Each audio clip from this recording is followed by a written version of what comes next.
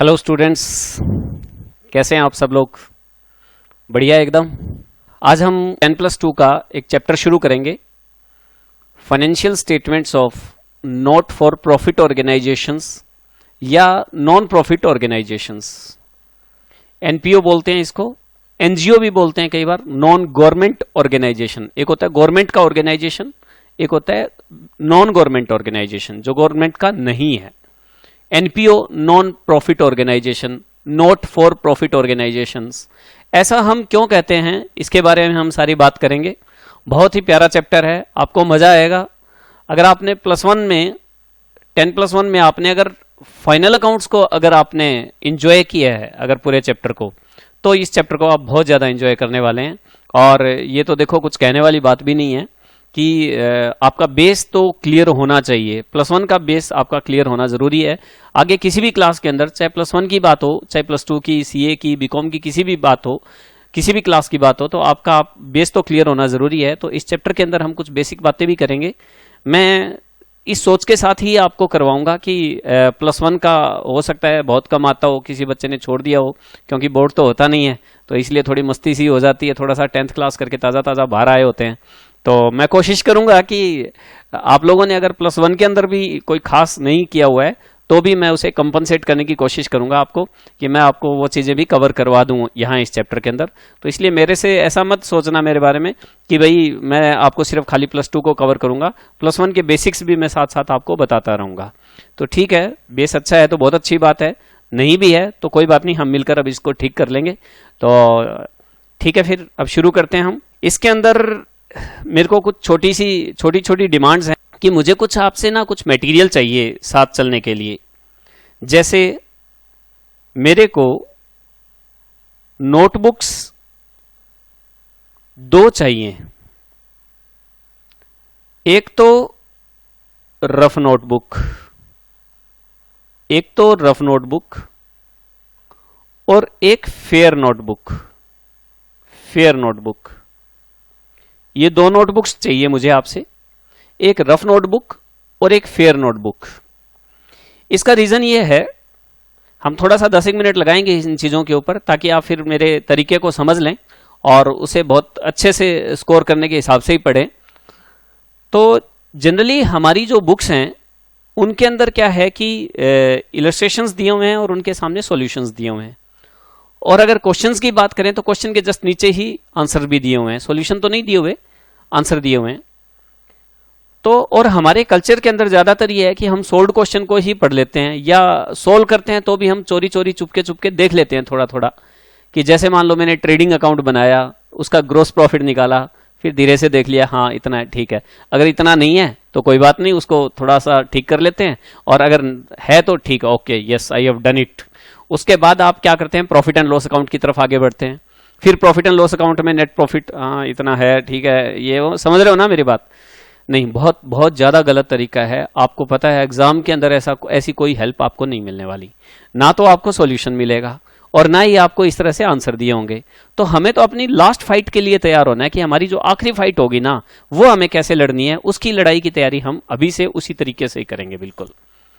तो मैं आपको क्यों बता रहा हूं ये सारी बातें, मेरा पढ़ाने का तरीका क्या रहेगा कि मैं एग्जाम्पल के तौर पर आपका +1 का ही चैप्टर उठा लेता हूं। जैसे +1 फाइनल अकाउंट्स अगर मैं आपको पढ़ाता, तो मैं सबसे पहले ये बताता कि what do you mean by financial statements, कि फाइनेंशियल स्टेटमेंट्स होते क्या है।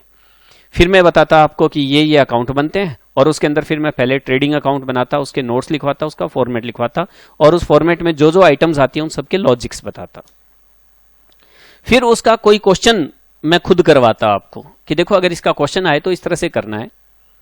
और फिर मैं आपको उसके कुछ क्वेश्चंस आपको घर पर करने के लिए देता, और मेरी कोशिश ये रहती कि भाई उसके सॉल्यूशन ना हो, मैं ऐसे क्वेश्चंस आपको दूं जिनके सॉल्यूशन ना हो, जिनके आंसर आप देख ना सकें। तो उसे आप अपने तरीके से सॉल्व करेंगे घर पर। आंसर आपको पता नहीं होगा तो आप सोचेंगे यार मेरा सही है गलत है, सही है गलत है। आप 5-7 दोस्तों को फोन करते हैं, 5-7 दोस्त आपको 5-7 आंसर्स बताते हैं कि भाई मेरा ये आया, मेरा ये आया, मेरा ये आया। ले भाई, और भी ज्यादा दिमाग खराब। पहले तो खुद वाले पर ही डाउट था, उसके बाद उन्होंने और दिमाग खराब कर दिया कि ये ले भाई 7 दोस्तों के पास फोन किया, 7 आंसर आ गए, तो अब क्या करें। तो मैं आपको उस आंसर की तरफ देना चाहता हूं मैं चाहता हूं कि जिस दिन आप वो क्वेश्चन सॉल्व करें तो आपको एक क्लाइमैक्स रहे कि यार मेरा सही है या गलत है। अच्छा, अकाउंट्स में तो बहुत मजेदार बात है, कई बार क्या होता है कि आंसर सही नीचे बैलेंस शीट मिल जाती है लेकिन ऊपर की सारी चीजें गलत होती है, कई बार बहुत सारी चीजें गलत होती है। तो मैं आपको जो मुझे जो एग्जाम के अंदर जो काम करना है ना, वो मैं तरफ आज ही देना चाहता हूं आपको। तो मैं क्या करूंगा, आपको ट्रेडिंग अकाउंट का एक्सप्लेनेशन दूंगा, लॉजिक समझाऊंगा, नोट्स लिखवाऊंगा। वो सारा काम हमारा फेयर नोटबुक में होगा। नोट्स प्लस क्लास वर्क, ये सारा का सारा हमारा फेयर नोटबुक में होगा। और जो होमवर्क मैं आपको दूंगा ट्राई के लिए जो क्वेश्चंस दूंगा ना मैं आपको, सपोज मैंने ट्रेडिंग अकाउंट के 3 क्वेश्चंस आपको ट्राई करने के लिए दे दिए, वो आप रफ नोटबुक के अंदर ट्राई करेंगे। नेक्स्ट डे जब मैं आपको वो क्वेश्चंस आपको फेयर नोटबुक में करवाऊंगा, तब आप अपनी रफ नोटबुक को साइड में रख लेंगे और मेरे साथ साथ फेयर नोटबुक में वो क्वेश्चन सॉल्व करेंगे। वो क्वेश्चंस मैं क्लास में करवाऊंगा और जब मैं क्वेश्चंस वो करवाऊंगा तब आप अपना जो फेयर नोटबुक रफ नोटबुक में जो ट्राई किया हुआ क्वेश्चन उसे मैच करेंगे और अपनी गलती को चेक करेंगे। और मैं आपको विश्वास दिलाता हूं कि जो गलती आपने खुद की है ना, और वो पकड़ में आ जाए शुरू के अंदर, वो गलती आप जिंदगी में दोबारा नहीं करोगे कभी। तो इसीलिए मैं चाहता हूं कि हम सोल्ड को ना करें, अनसोल्ड को करें। और अनसोल्ड के अंदर मेरी कोशिश रहेगी कि आपको आंसर ना दिए जाएं। और आप जब करके आओगे और उसके बाद फिर मैं जब आपको बताऊंगा कि इसका आंसर ये है, तो वो उसका मजा ही अलग होगा। अगर गलती है तो देखो, गलती पता चलने का मजा अलग होता है कि यार शुक्र है ये फाइनल एग्जाम में गलती नहीं की। और अगर उसमें वो सही है तो फिर कॉन्फिडेंस बिल्डअप होता है। ठीक है, तो ये एक तरीका रहेगा। तो मेरे को आपसे 2 तो नोटबुक्स चाहिए, एक रफ नोटबुक, एक फेयर नोटबुक। फेयर नोटबुक मेरे लिए, मैं आपको नोट्स करवाऊंगा, क्लास वर्क करवाऊंगा और जो होमवर्क ट्राई करने के लिए दूंगा नेक्स्ट डे उसको फेयर में नोट करवाऊंगा। लेकिन पहले आपको घर से रफ के अंदर ट्राई करके आने पड़ेंगे। ठीक है जी, चलिए मुझे पेन्स चाहिए आपके 3। A blue pen, red pen, third one आपका कोई भी फेवरेट। ये सारी चीजें आप नोट कर लेना, ये आपकी प्रॉपर्टीज हैं, ये आपके टूल्स हैं। लड़ाई में जाने से पहले हथियार तेज किए जाते हैं ना, बंदूक को चेक किया जाता है, रिवॉल्वर को चेक किया जाता है, तलवारें, पुराने जमाने में राजा महाराजा तलवारें तीखी करते थे। तो ये सारा हम वो काम कर रहे हैं। ठीक है ना, ये दोनों आपके नोट्स के लिए होंगे। एक्चुअली जब मैं नोट्स बनवाऊंगा तो मैं भी मल्टी कलर्स यूज करूंगा, आप भी उसी हिसाब से यूज करेंगे। तो नोटबुक आपकी प्रॉपर्टी बनेगी, क्योंकि फाइनल एग्जाम के टाइम आपके पास आपकी नोटबुक और आपके अलावा कोई नहीं होगा और आपको बहुत कम टाइम के अंदर वो सारा रिवाइज करना होगा।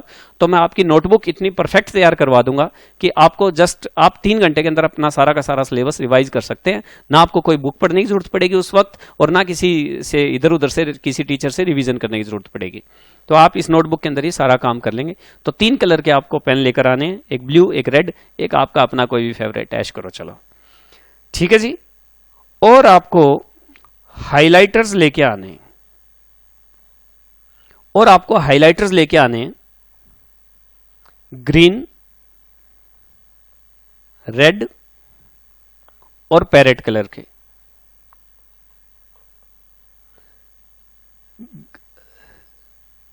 Important questions and important questions को हम रेड अलर्ट देंगे जी। सपोज हमारे चैप्टर के अंदर 40 क्वेश्चंस हैं, तो 40 क्वेश्चंस में से मान लो 22 क्वेश्चंस इंपॉर्टेंट है, तो हम उनको रेड सिग्नल देंगे। और 18 क्वेश्चन जो इजी हैं, जो सिंपल हैं, जो सिंपल क्वेश्चन है, उनको हम ग्रीन सिग्नल्स देंगे। वो आप आइडेंटिफाई कर जाएंगे, मैं भी बताता रहूंगा। और हमारे टेस्ट वगैरह जब होंगे तो भी हम उनको डिस्कस करते रहेंगे बीच बीच में, वो सिलेबस के बीच में चलता रहेगा। मैं आपके चैप्टर वाइज टेस्ट भी लूंगा। हर चैप्टर के बाद उस चैप्टर की लेंथ के हिसाब से, मान लीजिए कोई चैप्टर 15 दिन के अंदर होता है तो मैं आपको 1 हफ्ते का टाइम दूंगा। मान लीजिए कोई चैप्टर 1 हफ्ते में हो जाता है तो मैं 5 दिन का आपको टाइम दूंगा। तो इस तरह से हर चैप्टर की लेंथ के हिसाब से मैं आपको टाइम दूंगा, उसका पर्टिकुलर डे बताऊंगा और उसकी रिवीजन करने के लिए आपको पूरा टाइम मिलेगा, फिर आप उसका टेस्ट देंगे। चलिए, तो जब हम सिलेबस करेंगे तब सिंपल क्वेश्चंस को ग्रीन सिग्नल दे देंगे, भाई ये तो हो जाएगा, ये तो कर देंगे, क्योंकि फाइनल एग्जाम के टाइम सारे क्वेश्चन थोड़ी सॉल्व होते हैं। तो मान लीजिए फॉर एग्जांपल किसी चैप्टर के अंदर 40 क्वेश्चंस है, तो 40 में से 18 हो जाएंगे ग्रीन और मान लीजिए 22 हो जाएंगे रेड। तो ये तो जस्ट हम रीडिंग मोड पे रख लेंगे कि जब भी हम रिवीजन करेंगे तो रीड आउट कर लेंगे और रीड आउट करने से बात बन जाएगी। लेकिन ये वाले जो हैं ये इंपॉर्टेंट क्वेश्चन होंगे, इनको हमें सॉल्व करके देखना है। फिर उसके बाद नेक्स्ट टाइम जब भी कभी आप रिवीजन करेंगे तो इनमें से भी मान लीजिए कुछ क्वेश्चन, मान लीजिए इसमें से 15 क्वेश्चन जो है वो फिर ग्रीन कर दिया आपने और 7 क्वेश्चन जो है अभी भी रेड रह गए।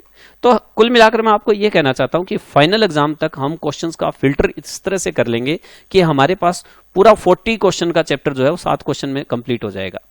और मान लीजिए आपके सिलेबस में 10 चैप्टर है तो आपको 70 क्वेश्चन ही रीड करने हैं जस्ट एग्जाम में जाने से पहले, बल्कि मैं इससे और भी कम कर दूंगा इसको। जब आप मेरे साथ साथ मेहनत करेंगे ना, मिलकर मेहनत करेंगे, आपको अकेला नहीं छोड़ूंगा, मैं लास्ट तक साथ रहूंगा आपके।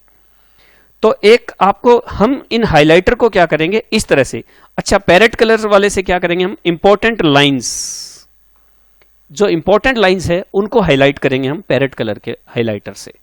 तो आपको 3 कलर के हाइलाइटर लेकर आने हैं, एक ग्रीन, एक रेड और एक पैरेट। ठीक है जी, चलिए। तो ये आपकी मैनेजमेंट किट हो गई आपकी, आप यूं समझ लीजिए ये आपकी मैनेजमेंट किट है। मैनेजमेंट किट क्या, सिलेबस की मैनेजमेंट किट।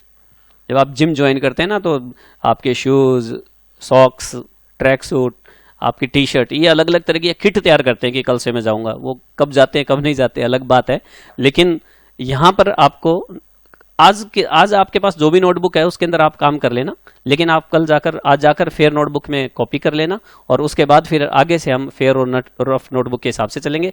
एक बात और ध्यान रखना, रफ नोटबुक अकाउंटेंसी की आपको अलग से लगानी है, इसके अंदर और मैथ्स वगैरह, बिजनेस स्टडीज वगैरह ये सारे मिक्स मत करना प्लीज, क्योंकि आपको ना जब आप रिवीजन करोगे ना तो कई पॉइंट्स ऐसे होंगे कि आपको रफ नोटबुक में देखने पड़ जाएंगे कि यार मैंने उस टाइम कैसे ट्राई किया था, चलो मैं रफ नोटबुक में देखता हूं। तो आपकी रफ और फेयर दोनों नोटबुक्स आपकी प्रॉपर्टी के रूप में रहेगी। ठीक है, तो मैं आगे और ज्यादा टाइम वेस्ट नहीं करता, मुझे और भी बातें बतानी आपको तैयारी के रिगार्डिंग, लेकिन वो हम बीच बीच में बताते रहेंगे। अभी हम ऐसा करते हैं, चैप्टर स्टार्ट करते हैं, और होप आपने ये सारा नोट कर लिया होगा, और अगर नहीं किया है तो देख लीजिए आप लोग।